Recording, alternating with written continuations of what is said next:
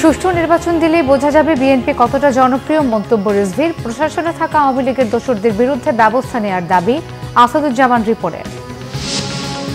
বর্তমান অবস্থায় সুষ্ঠু নির্বাচন কল্পনাও করা যায় না। মন্তব্য জামাত আমিরের। ভোট কেন্দ্রে মাস্তানি, কালো টাকার খেলা সহ্য করা হবে না, হুঁশিয়ারি নেতাদের। বর্তমান বাংলাদেশ শেখ হাসিনার নয়, ফ্যাসিস্টদের বিরুদ্ধে প্রতিরোধ গড়ে তোলার আহ্বান এনসিপির। সংস্কার ছাড়া নির্বাচন মানবে না বৈষম্য বিরোধী ছাত্র আন্দোলন। দুই ভাইয়ের দ্বন্দ্বের জেরে মুরাদনগরে নারী নির্যাতন। ফজর আলীকে ফাঁসাতেই পুরো পরিকল্পনা ছোট ভাই শাহ পরানের, বলছে র্যাব। দেখছিলেন ক্রাউন সিমেন্ট সংবাদ শিরোনাম, এবারে বিস্তারিত। সুষ্ঠু নির্বাচন হলে বিএনপি কতটা জনপ্রিয় তা প্রকাশ্যে আসবে বলে মন্তব্য করেছেন দলের যুগ্ম মহাসচিব রুহুল কবির রিজভী। বলেন, দলের স্বার্থ ক্ষুণ্ণ হয় এমন কোনো কাজ দলের নেতাকর্মীরা করলে তাদের কোনো প্রকার ছাড় দেওয়া হবে না। আর প্রশাসনে আওয়ামী লীগের ঘাপটি মেরে থাকা কর্মকর্তারা সুষ্ঠু নির্বাচনের প্রতিবন্ধকতা সৃষ্টি করতে পারে বলে মনে করেন দলের vice chairman doctor Asaduzzaman Ripon. শুক্রবার রাজধানীতে আলাদা দুটি অনুষ্ঠানে তারা এসব কথা বলেন। বিস্তারিত জানাচ্ছেন মোবাশ্বের আহমদ। শুক্রবার বিকালে পল্টনে বিএনপির কেন্দ্রীয় কার্যালয়ে জরুরি সংবাদ সম্মেলন করেন দলের সিনিয়র যুগ্ম মহাসচিব রুহুল কবির রিজভী। আমরা আমাদের আদর্শ থেকে বিচ্যুত হইনি। বিএনপি গেল 16 বছর ধরে আইনের শাসন প্রতিষ্ঠায় লড়াই সংগ্রাম করেছে উল্লেখ করে তিনি বলেন, আসন্ন জাতীয় নির্বাচনে বিপুল ভোটে বিএনপির জনপ্রিয়তা প্রকাশ্যে আসবে। মানুষ যাকেই ভোট দেবে তারাই নির্বাচিত হবে, কিন্তু আপনার ফলাফলটা দেখবেন যে আমাদের যে পদক্ষেপগুলো, আমরা যে সাংগঠনিক ব্যবস্থাগুলোর কারণে জনগণ আমাদেরকে কিভাবে গ্রহণ করছে সেটা আপনারা তখনই দেখতে পারবেন। দল কোনো ধরনের সন্ত্রাসীকে আশ্রয় প্রশ্রয় দেবে না বলেও জানান বিএনপির এই নেতা। দলের নামে বা বিভিন্ন অঙ্গ সংগঠনের নামে, সহযোগী সংগঠনের নামে কোনো দুর্বৃত্ত চক্র সাথে যোগসাজশ করা বা দুর্বৃত্ত চক্র গড়ে তোলা, অনৈতিক কোনো কাজের মধ্যে থাকা, এগুলো আমরা সন্ধান করে সাথে সাথে তার ব্যবস্থা নিয়েছে। এই ক্ষেত্রেও বাংলাদেশ জাতীয়তাবাদী দল এবং এর নেতৃবৃন্দ আপোষহীন। বিএনপির ভারপ্রাপ্ত চেয়ারম্যান একেবারে জিরো টলারেন্স নিয়ে এই কাজটি করেছেন। এর আগে শুক্রবার সকালে জাতীয় প্রেস ক্লাবে প্রতীকী তারুণ্য সমাবেশে যোগ দেন বিএনপির vice chairman doctor Asaduzzaman Ripon. এ সময় তিনি বলেন, বিএনপির 16 বছরের আন্দোলনের উদ্দেশ্য ছিল দেশের মানুষকে শোষণ বঞ্চনা থেকে মুক্তি দেয়া। তবে এখনো প্রশাসনে আওয়ামী লীগের কর্মকর্তাদের কারণে তা সম্ভব হচ্ছে না। আওয়ামী লীগ ভুল রাজনীতি করেছে, আওয়ামী লীগ মানবতার বিরুদ্ধে অপরাধ করেছে, গণতন্ত্র হত্যা করেছে, লুটপাট করেছে, জনগণের বিপক্ষে অবস্থান নিয়েছে, বাংলাদেশ রাষ্ট্রের বিরুদ্ধে অবস্থান নিয়েছে আওয়ামী লীগ। সুতরাং আওয়ামী লীগ অনিবার্যভাবে বিলুপ্তির পথে চলে যাবে। প্রশাসনের মধ্যে আওয়ামী লীগের যে সমস্ত লোক ঘাপটি মেরে আছে, যারা 14, 18, 24 নির্বাচন, অবৈধ নির্বাচন করিয়েছে, শেখ হাসিনাকে ক্ষমতায় থাকতে যারা শেখ হাসিনাকে সাহায্য করেছে, তাদেরকে চাকরি থেকে বিদায় দিতে হবে। দ্রুত ফ্যাসিবাদের দোসর কর্মকর্তাদের চিহ্নিত করে আইনের আওতায় আনার দাবিও জানান বিএনপির এই নেতা। মোবাশ্বের আহমেদ, বাংলা ভিশন, ঢাকা। আমি ডাক্তার শফিকুর রহমান বলেছেন, বর্তমান অবস্থায় সুষ্ঠু নির্বাচন কল্পনাও করা যায় না। ভোট কেন্দ্রে মাস্তানি, কালো টাকার খেলা সহ্য করা হবে না বলেও হুঁশিয়ারি দেন তিনি। দলের নেতাদের দাবি, যুদ্ধাপরাধের অভিযোগে যাদের হত্যা করা হয়েছে সেই ফ্যাসিস্টদের বিচার, ক্ষতিগ্রস্তদের ক্ষতিপূরণ সহ ইসলামী ও দেশপ্রেমিক শক্তি দিয়ে শান্তির দেশ গড়তে হবে। শুক্রবার রংপুরে জামাতের বিভাগীয় সমাবেশে এসব কথা বলেন নেতারা। রংপুর থেকে জুয়েল আহমেদের রিপোর্ট, ক্যামেরায় ছিলেন শাহনেওয়াজ জনি। শুক্রবার স্থানীয় জেলা স্কুল মাঠে ভরে যায় লাখো মানুষে। দীর্ঘ 17 বছর পর এমন আয়োজনে রোদে পুড়ে সকাল থেকেই হাজারো মানুষ জড়ো হন সমাবেশ স্থলে। দলীয় নেতাকর্মী ও সমর্থকদের অংশগ্রহণে এই সমাবেশে নেতারা বলেন, সুষ্ঠু নির্বাচন নিয়ে মৌলিক সংস্কারের দাবি করা হয়েছে। যে কোনোভাবেই হোক সংস্কার আর নির্বাচন আদায় করা হবে। যুদ্ধাপরাধের অভিযোগে যাদের হত্যা করা হয়েছে তাদের বিচার সহ আশ্বাস দেয়া হয় শান্তির দেশ গড়ার। সারা বাংলাদেশকে এখন পাটগ্রাম বানিয়ে ফেলছে। এই অবস্থায় সুষ্ঠু নির্বাচনের কল্পনাও করা যায় না। সুষ্ঠু নির্বাচনের জন্য কতগুলো মৌলিক সংস্কার অবশ্যই করতে হবে। আমরা সেই সংস্কারগুলোর কথা বলেছি। আমরা ওই সংস্কারও আদায় করে ছাড়বো এবং সুষ্ঠু নির্বাচনও আমরা ইনশাআল্লাহ আদায় করে ছাড়বো। কোনো প্রশাসনিক ক্রু করতে দেওয়া হবে না, ভোট কেন্দ্রে কোনো হস্তান্তর চলবে না, কালো টাকার কোনো খেলা সহ্য করা হবে না।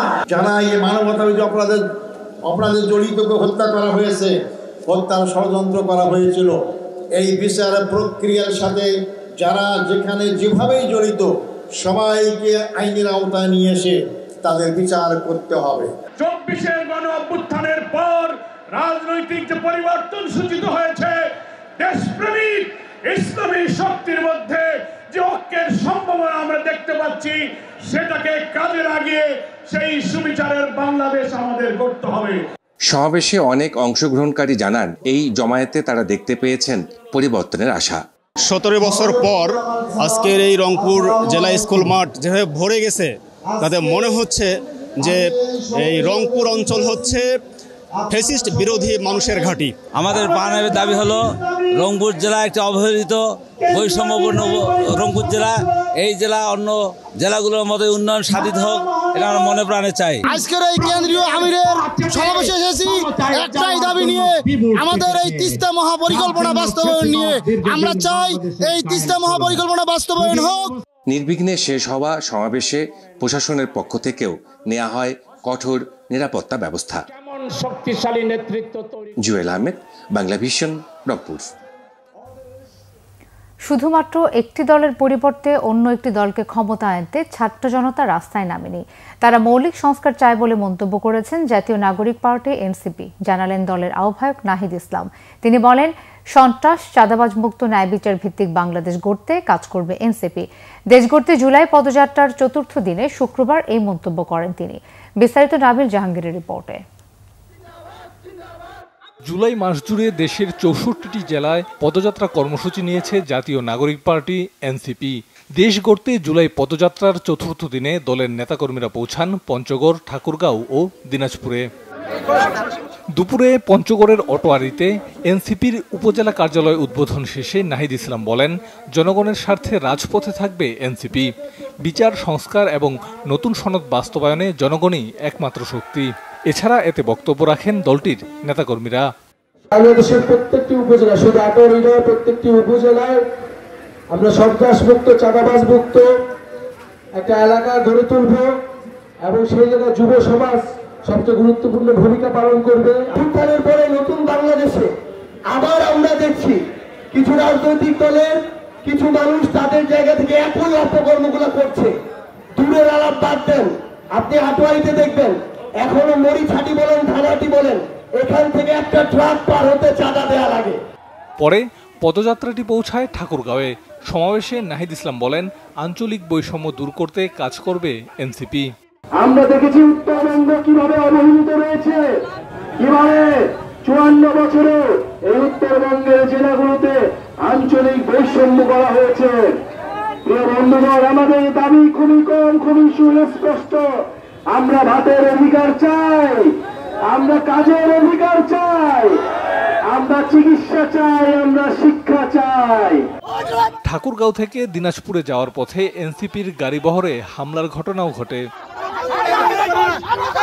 দিনাজপুরে পৌঁছে এক পথসভায় নাহিদ ইসলাম বলেন, তরুণরা কাঠামোগত সংস্কার চায়, শুধু এক দলের পরিবর্তে অন্য দলকে ক্ষমতায় বসাতে তারা রাস্তায় নামেনি।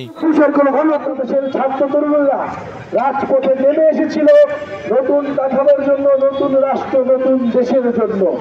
সেই একটা দলের পরিবর্তে কেবল আরেকটা দল বসানোর জন্য নয়। পঞ্চম দিনে বগুড়া, জয়পুরহাট ও নওগাঁ জেলায় পৌঁছাবে এনসিপির পদযাত্রাটি। নাবিল জাহাঙ্গীর, বাংলা ভিশন, ঢাকা। মৌলিক সংস্কার ছাড়া যদি নির্বাচন হয়, ছাত্র জনতা তা মেনে নেবে না বলে হুঁশিয়ারি দিয়েছেন বৈষম্য বিরোধী ছাত্র আন্দোলনের নেতারা। রাজনৈতিক দলগুলোর ব্যর্থতার কারণেই জুলাই মাসে গণ অভ্যুত্থান ঘটেছে বলে মন্তব্য করেছেন সংগঠনের সভাপতি রিফাত রশিদ। জুলাই গণ অভ্যুত্থানের শহীদদের স্মরণে দলের কেন্দ্রীয় কমিটির মাসব্যাপী কর্মসূচির অংশ হিসেবে শুক্রবার সকালে রায়েরবাজার বুদ্ধিজীবী কবরস্থানে শহীদদের প্রতি শ্রদ্ধা নিবেদন শেষে এসব কথা বলেন তিনি। অভিযোগ করেন, অভ্যুত্থানের 1 বছর পরে এখনও ময়নাতদন্ত করে গণকবরের লাশগুলিকে পরিবারের হাতে ফিরিয়ে দিতে ব্যর্থ হয়েছে সরকার। বর্তমানে পুলিশ শেখ হাসিনার সময়কার পুলিশের মতো আচরণ করছে বলে অভিযোগ করেন এই ছাত্রনেতা। কোরবানির ঈদের পর থেকেই বাড়ছে চালের দাম। কেজিতে ৮ টাকা বেড়ে মিনিকেট বিক্রি হচ্ছে ৭৮ টাকায়। বৈশাখে নতুন চাল বাজারে আসায় সেই সময় দাম কমায় বেশ স্বস্তি ছিল চালের বাজারে। তবে সেই স্বস্তি বেশি দিন স্থায়ী হলো না। বাড়তি অন্যান্য চালের দরও। বেশ কিছুদিন ধরে স্থিতিশীল নাজিরশাইল চালের দাম। বাজারে বেড়েছে বিভিন্ন মাছের সরবরাহ। দাম কমারও কথা বলছেন বিক্রেতারা, তবে তা মানতে নারাজ ক্রেতারা। বেশ কিছুদিন সবজির বাজারে স্বস্তি থাকলেও এখন তা আর নেই। ক্রেতারা মনে করেন সবজির দাম আরও কমানো সম্ভব। বিক্রেতারা বলছেন বৃষ্টি সত্ত্বেও বেশিরভাগ সবজির দাম কমেছে। মুরগির বাজারে ব্রয়লার ১০ টাকা কেজিতে বেড়ে ১৬০ টাকা হয়েছে এবং সোনালী আগের দামে ২৯০ টাকা কেজিতে বিক্রি হচ্ছে। সংবাদ শেষ করব ক্রাউন 7 শিরোনামগুলো আরও একবার জানিয়ে।